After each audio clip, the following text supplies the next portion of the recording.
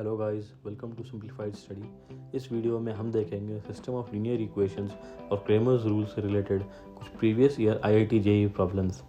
यहाँ पे एक चीज़ समझने की ज़रूरत है कि डिटर्मिनेंट्स का system of linear equations one of the easiest topics है पूरे मैथमेटिक्स में, क्योंकि डायरेक्टली अप्लाई हो जाता है प्रॉब्लम्स में बिना किसी कन्फ्यूजन या डेविएशन के।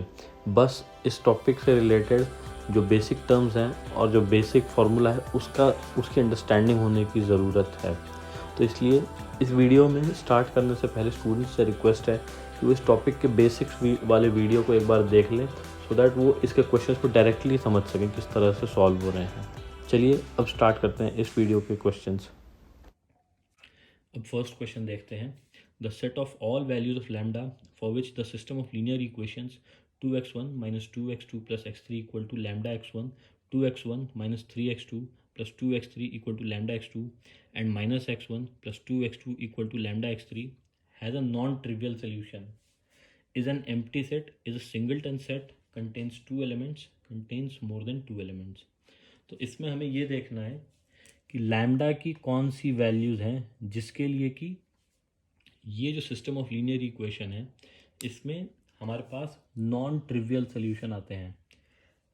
अब अगर हम इन इक्वेशंस को रीअरेंज करेंगे जहाँ पे कि हम x1, x2 और x3 के कोएफिशिएंट को देख सकते हैं, तो हमने पढ़ा था क्रेमर्स रूल में कि नॉन ट्रिवियल सोल्यूशन के लिए इनके कोएफिशिएंट्स का जो डिटर्मिनेंट है ये ज़ीरो होना चाहिए।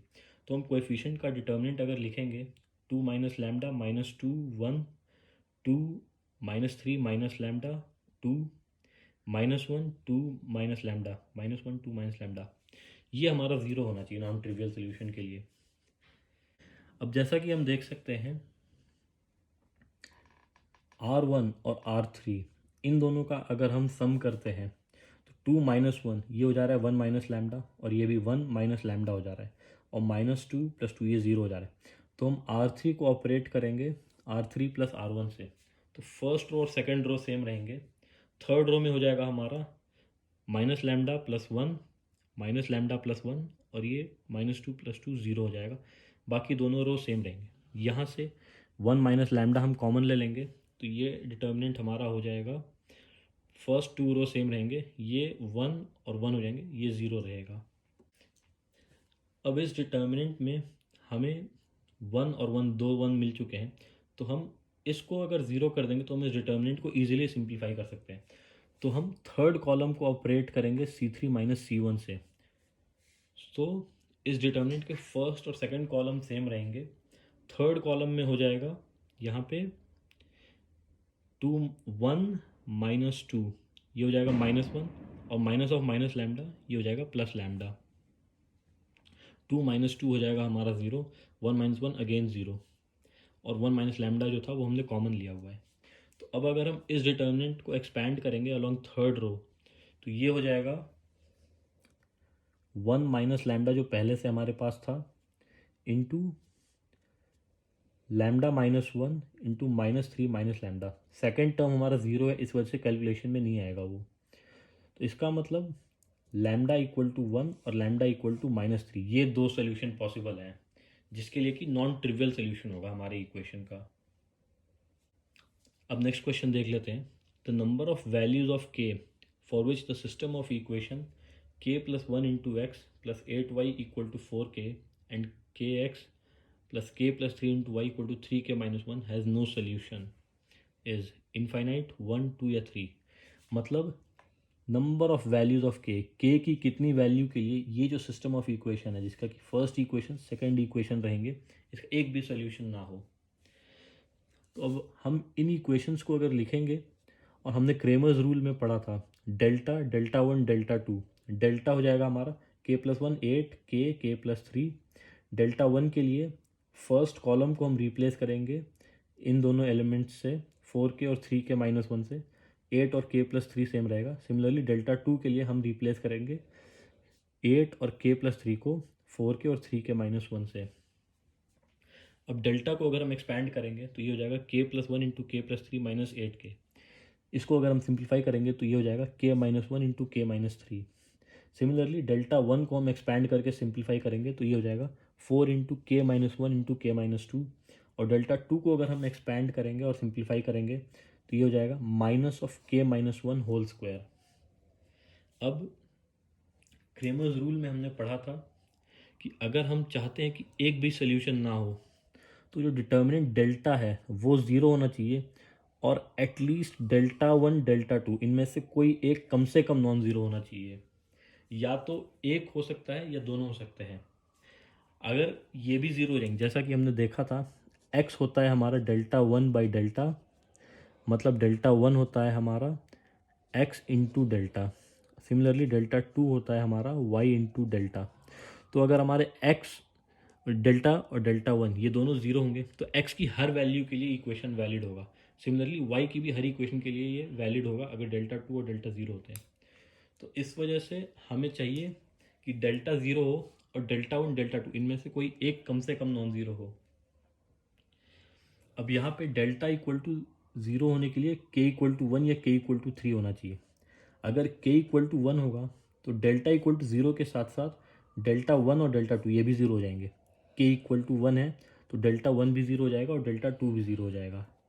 के इक्वल टू थ्री है तो डेल्टा हमारा ज़ीरो होगा, delta one non zero, delta two non zero होगा।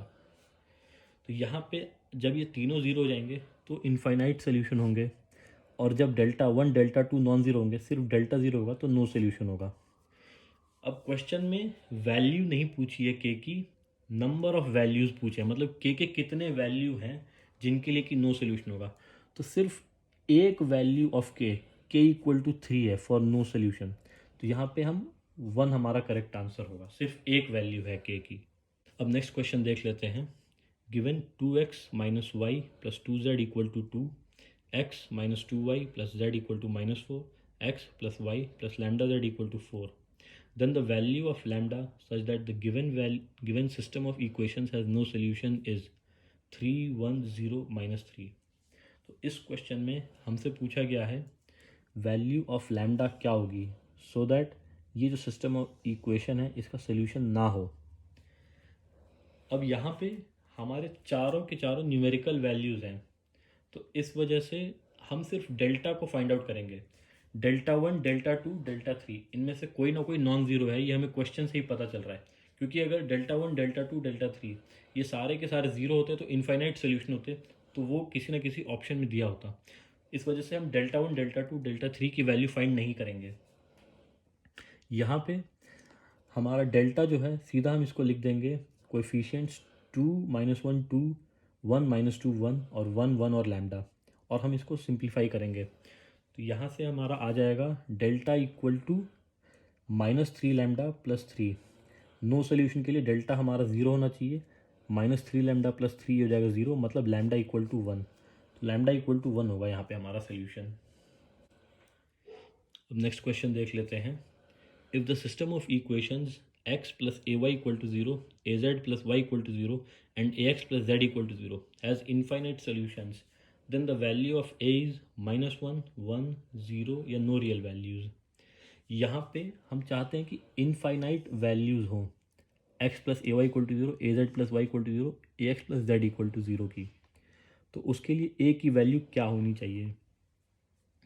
अब अगर हम चाहते हैं कि एटलीस्ट ए की एक वैल्यू हो जिसके लिए कि नॉन ज़ीरो सोल्यूशन पॉसिबल हो, तो हमारा जो सिस्टम ऑफ इक्वेशन है इसके डिटर्मिनेंट रहेगा इसकी वैल्यू ज़ीरो होनी चाहिए, तभी नॉन ट्रिवियल सोल्यूशन पॉसिबल होगा। तो इस डिटर्मिनेंट को हमने लिखा है जहाँ पे भी, जैसे यहाँ पे फर्स्ट इक्वेशन में z का टर्म नहीं है तो हमने ज़ीरो इंटू जेड लिखा है, सेकेंड इक्वेशन में x का टर्म नहीं है तो ज़ीरो इंटू एक्स, और थर्ड इक्वेशन में ज़ीरो इंटू वाई लिखा है।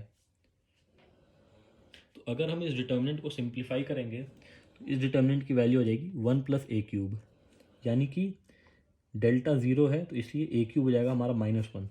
तो ए इक्वल टू माइनस वन, सिर्फ यही एक रियल सोल्यूशन पॉसिबल है जिसके लिए कि नॉन ट्रिवियल सोल्यूशन, मतलब एक्स वाई और जेड नॉन ज़ीरो वैल्यू भी ले सकें। तो अब ए इक्वल टू माइनस वन जब हम पुट करेंगे इन तीनों इक्वेशंस में तो ये हो जाएगा x minus y equal to zero, second equation जाएगा y minus z equal to zero, third equation जाएगा z minus x equal to zero.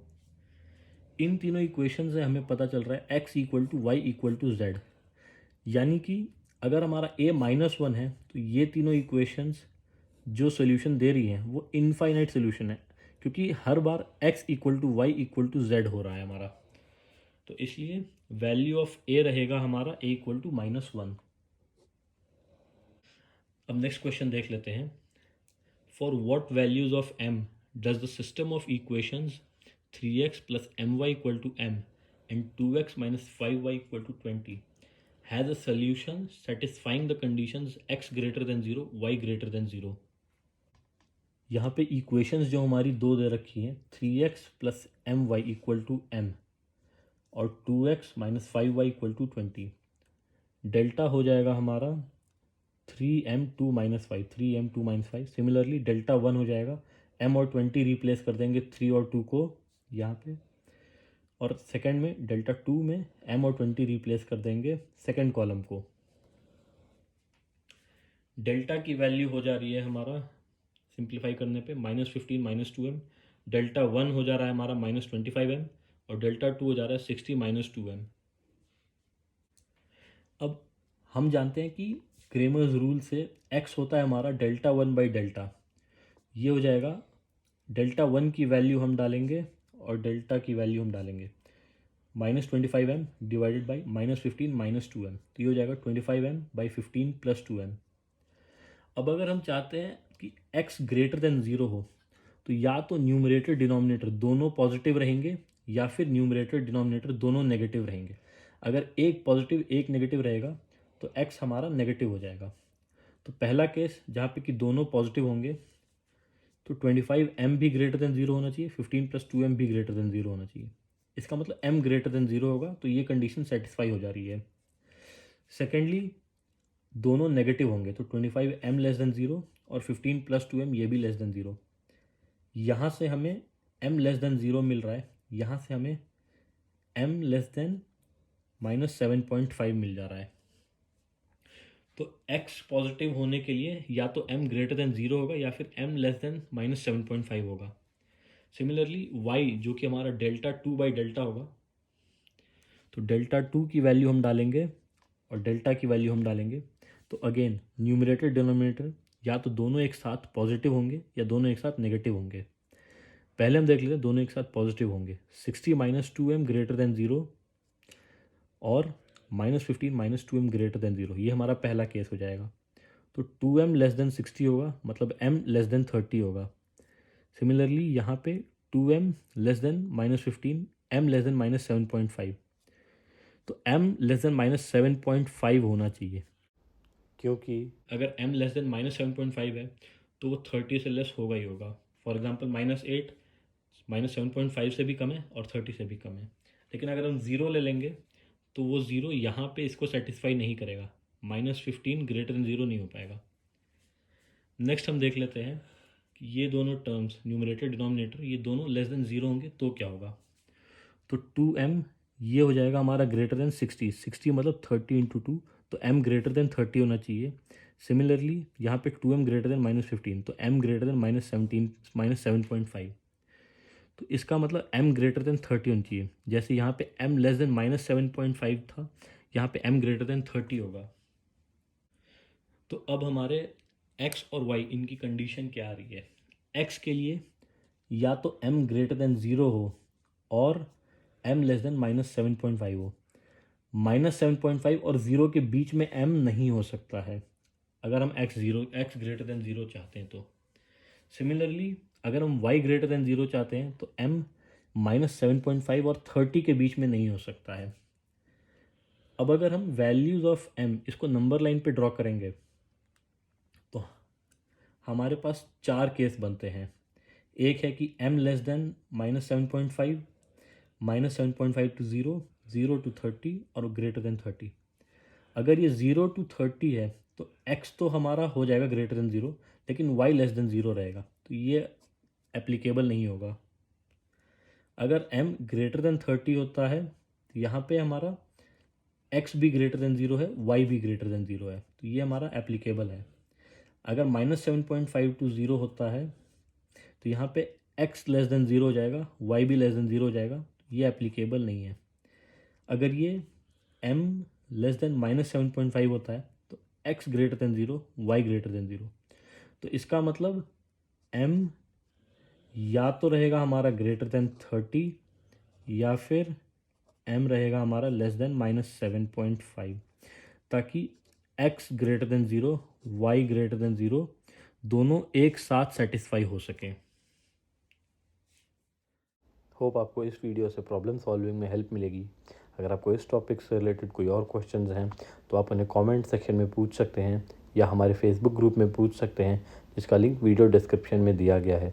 Latest videos के लिए हमारे चैनल को सब्सक्राइब कीजिए। Thank you.